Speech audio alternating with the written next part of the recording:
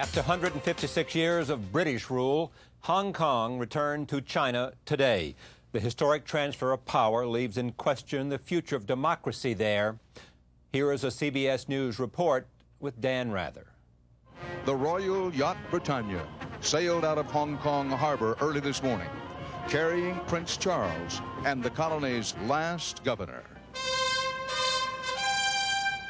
Their departure followed a brief, simple ceremony in which Hong Kong ceases to be part of the British Empire. Prince Charles said farewell and made a promise. We shall not forget you, and we shall watch with the closest interest as you embark on this new era of your remarkable history. The handover was symbolized by the change in flags. First, the British flag was lowered. Then, just a few seconds after midnight, the Chinese flag was hoisted. After a century and a half, Hong Kong belonged again to China. Joining me now from a very wet and a very rainy Hong Kong is Dan Rather. He has been reporting from Hong Kong, the transfer of power there today. It is now about 7 a.m. July 1st in Hong Kong. Dan, thank you for doing this. Well, Charles, always good to be with you. This, the definition of monsoon is wind-driven rain, and that's what we've got here. We had big-time monsoon this morning. So I'm glad to be with you. Somehow it seems appropriate as the Brits are leaving that rain signals their departure.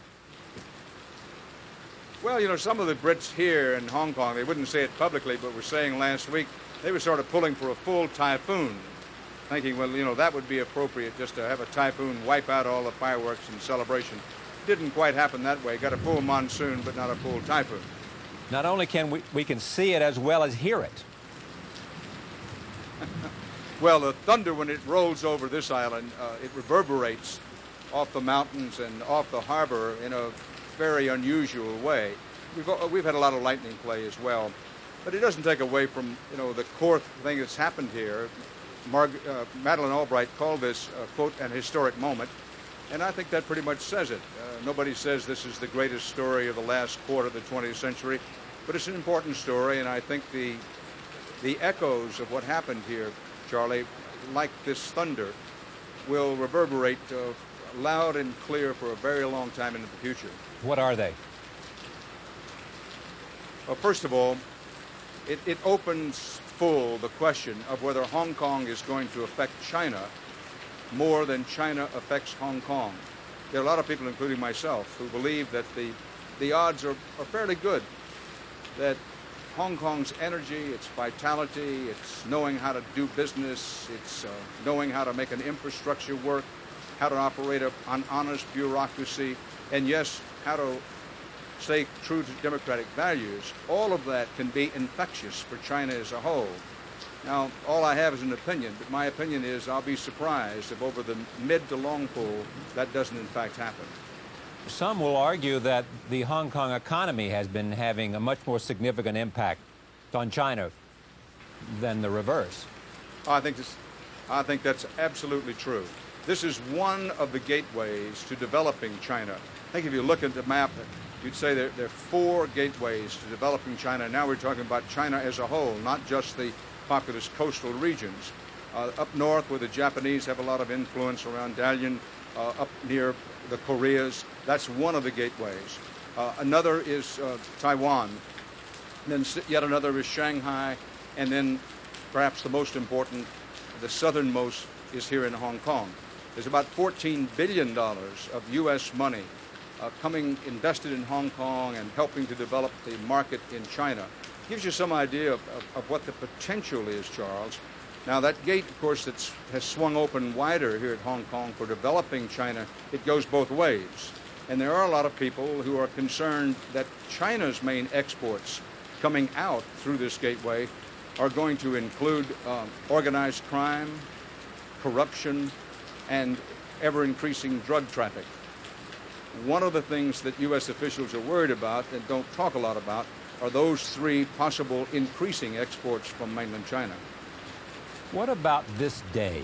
The pageantry, the significance, the rain, Prince Charles, and the notion that somehow the Chinese, still knowing the world was watching, brought in the troops, some 4,000.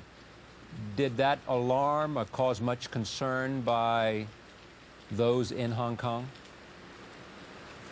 The short answer is yes. Most people tried not to let it show and tried to continue accentuating the positive and tried to sort of brush it off. And from many viewpoints, those in Hong Kong felt they were justified in doing so. But the Chinese army, the so-called People's Liberation Army, it has a past, it has a history, it has a rep, which is unsettling to anyone who believes in democratic values, including individual freedoms. Let us not forget, this is the People's Liberation Army that dropped the hammer on the students in Tiananmen Square in 1989. This is the army that crushed the movement for freedom and democracy that was reverberating out of Tiananmen Square, that almost succeeded. It's also the army that has been used repeatedly by the old-line, hard-line communist regime in Beijing to effect discipline on its own people inside of China. Now, the world has not forgotten that. Certainly the people in Hong Kong have not forgotten that. So as the first act of the new government in Beijing with control over Hong Kong to send in 4,000 troops in the first minutes after the red flag goes up, have those troops come in riding armored vehicles, coming down from helicopters, coming in by what would amount in other circumstances to seaborne assault. It's less the reality of what the troops have done, they've really done nothing but go to the barracks, than it is that image worldwide, that picture of them coming in, which figures to be front page picture on everybody's newspaper tomorrow morning and is carried on everybody's newscast. So the concern here was about what that picture would do in unsettling world confidence in Hong Kong as a separate entity from mainland China under the so-called one country, two systems operation. I've yet to talk to anybody here who didn't think it was a mistake for the Chinese leaders in Beijing to allow those pictures to go worldwide with all of the memories that they conjure up.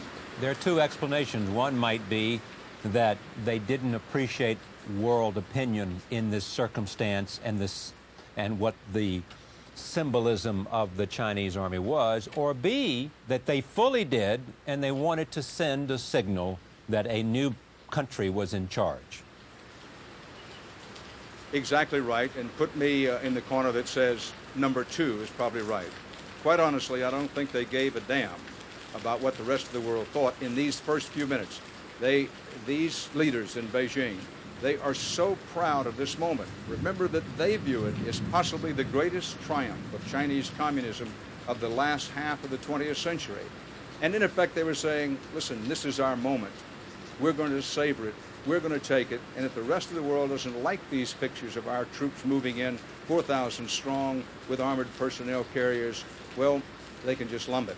And of course, lump it the world must and will. We move on from that. Do they also say Hong Kong today and Taiwan tomorrow? Basically, yes. They haven't quite figured out how to do it, but no one should have any illusions, and certainly the people in Taiwan have none, and people here in Hong Kong have none. Hong Kong is now a sovereign part of China itself. The Chinese leaders now concentrate on what they would consider to be an even greater triumph, an even greater victory, and that is what they call returning Taiwan to the motherland, to China. No question, that's the next big move in their opinion. They're a long way from figuring out how to do it. They did start this last week, Charles. It kind of got lost in all the pomp and circumstance and hoopla about the British Union Jack going down here and the red flag going up in Hong Kong. But the Chinese leaders made yet another set of proposals to Taiwan's leaders about how they might come back into China. And they're offering another version of one country, two systems for Taiwan. Now, Taiwan's leaders up to and including this moment are saying, no way, we're different from Hong Kong. We don't want to do what Hong Kong has done. But here's the point. The pressure increases now that Beijing controls Hong Kong. Their focus, their laser beam determination now goes to getting Taiwan.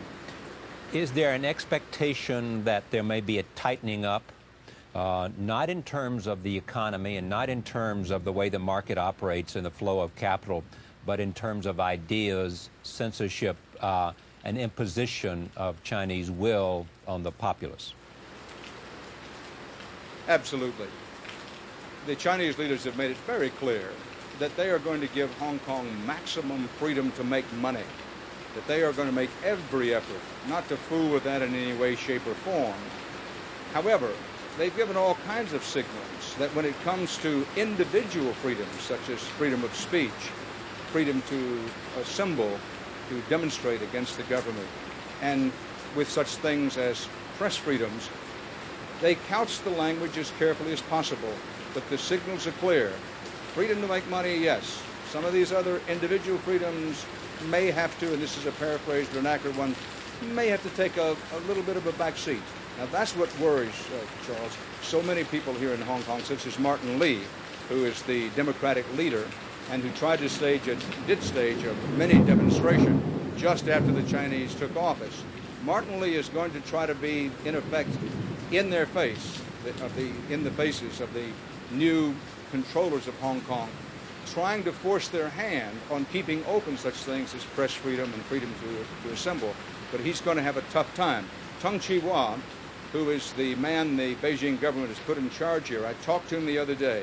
He's a very smart man, big shipping magnate, whose family fled communist China just in the 1949-1950 period. He's made a ton of money here. He's now in tight with Beijing's leaders. And when I asked Tung Chee-hwa, what about religious freedom? His quote was, I have absolutely no doubt. Yes, we'll keep it. What about press freedom? I have absolutely no doubt. We went right on down the line. Freedom to assemble, absolutely no doubt. At the same time, and in the same interview, Tung Chee-hwa made this argument, which he's been making consistently, that some individual freedoms, as he puts it, may not be emphasized as much under his stewardship of Hong Kong and under the Beijing government as it was previously.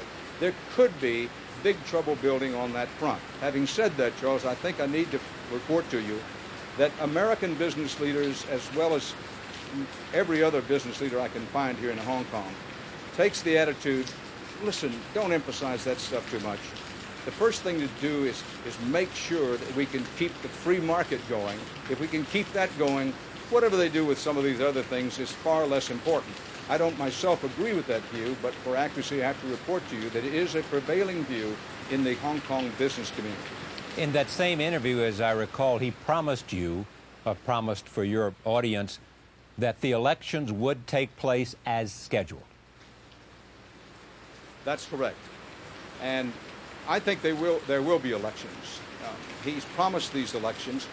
He also said in the election, Tung Chee-hwa, that there were some things over which he would consider resigning. He didn't go into detail. He basically said, you know, every person has a line beyond which they will not go.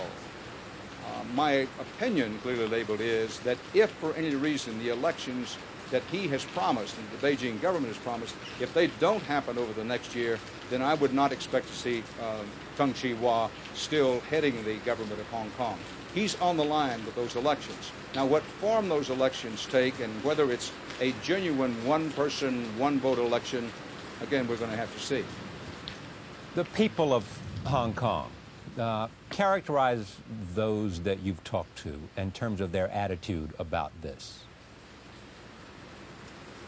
First of all, there is tremendous pride among the majority of people here in Hong Kong. Keep in mind, most of them, the majority of people here, are of Chinese heritage. Even those who are virulently anti-communist, even those who have the most fears about what may be happening to Hong Kong in the future in terms of individual freedoms, that the overwhelming sense is this is long overdue, that Hong Kong is part of China. This is their view now. And that we've had 150 years of embarrassment and humiliation. It was time. This has happened. And even for those who said in the beginning, well, we hope we don't become a part of China, they're now saying, look, it's a done deal. It's time to bend with the wind, make the best of it, survive, get through it, and influence mainland China as much as we can. Make them change while we in Hong Kong change as little as possible. Always there has been this point made that China understands Hong Kong is the golden goose that lays the golden egg. But some worry, and I wonder if you hear this, that they may be incompetent at running this kind of operation and therefore might not appreciate how to maximize the impact of this economy and this trade. Very possible. They do realize this is the goose that lays golden eggs. The question is whether they realize, to carry this metaphor forward, what kind of food and water the goose has to continue to have in order to lay the golden eggs, which is to say a free flow of information and the kinds of freedoms we've been talking about here have become part and parcel of what's known as the Hong Kong miracle, the financial miracle here. Now, these people who are ruling Hong Kong now grew up under a hardline, old-line, Maoist, Marxist system. Whether they truly understand how to make it keep working is going to be one of the exciting and interesting things to watch here, Charles. There is a body of thought that says, no, they don't really know how to do it. But some people say, well, even if they don't, they will listen to the likes of Feng Chihuahua, and they'll learn because they so badly want the financial engine that Hong Kong is. They want it for the development of China itself. And they understand that the world is watching and this is a test. They understand the world is watching. They know this is a test, but sometimes they respond to the test in different ways than you might think. Tiananmen Square is, burned in my mind forever. They knew the world was watching there. They knew it was a test of who they were and what they were, and they dropped the hammer to crush it. I'm not suggesting that that will necessarily happen in Hong Kong, but I am suggesting that we would be foolish to forget. Dan Rather, thank you. It's always good to have you on this broadcast, and I thank you for sitting in the rain or standing in the rain and reporting this historic day from Hong Kong. Thank you, Charles. We'll be right back. Stay with us.